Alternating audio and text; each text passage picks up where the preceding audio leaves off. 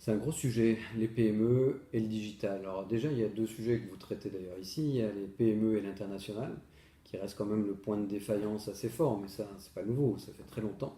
Nos PME ne sont pas suffisamment grandes et ne sont pas suffisamment internationales, les deux étant liés. Donc il y a quelque chose qu'on ne peut pas régler d'un coup de baguette magique, c'est comment avoir des PME plus grandes, suffisamment investies, suffisamment équipées, suffisamment formées, suffisamment éclairées pour aller à l'international. Maintenant, en même temps, elles ont un outil qu'elles n'avaient pas il y a quelques années, qui est le digital, qui permet parfois à quelqu'un qui a 2 salariés, 5 salariés, 10 salariés, tout à coup avoir une vitrine fantastique sur le monde.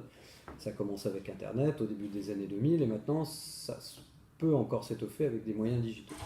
Et quand on regarde toutes les études récentes qui sont parues, on voit bien que nos PME sont en retard là-dessus. Donc ça suppose, une pédagogie énorme, parce que beaucoup sont très à l'écart de l'information. On ne se rend pas compte à quel point elles sont à l'écart de l'information. Donc là, bien évidemment, tous les relais proches d'elles, les chambres de commerce forcément à l'avant-garde, sont là un point de contact essentiel pour faire en sorte que se raconte pas seulement la théorie du digital, mais comment ceux qui l'ont fait avant eux, et ça c'est le deuxième point, c'est du testimonial. Un chef ou une chef d'entreprise, il a besoin en fait de rencontrer quelqu'un qui l'a fait avant lui. C'est-à-dire, je ne veux pas savoir la théorie du digital, je veux savoir comment pratiquement tu l'as fait, comment tu l'as mis en œuvre et ce que ça suppose. La troisième chose, c'est qu'il faut aussi former. C'est-à-dire qu'à un moment donné, on n'a pas besoin que nos chefs d'entreprise deviennent des spécialistes du digital.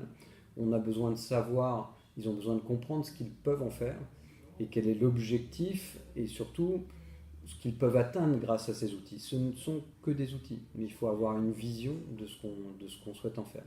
Puis enfin, après, mais c'est le rôle à la fois du privé, à la fois de l'État, à la fois de toutes les institutions qu'on a en France, de dire mais comment on investit massivement pour aider à cette transition.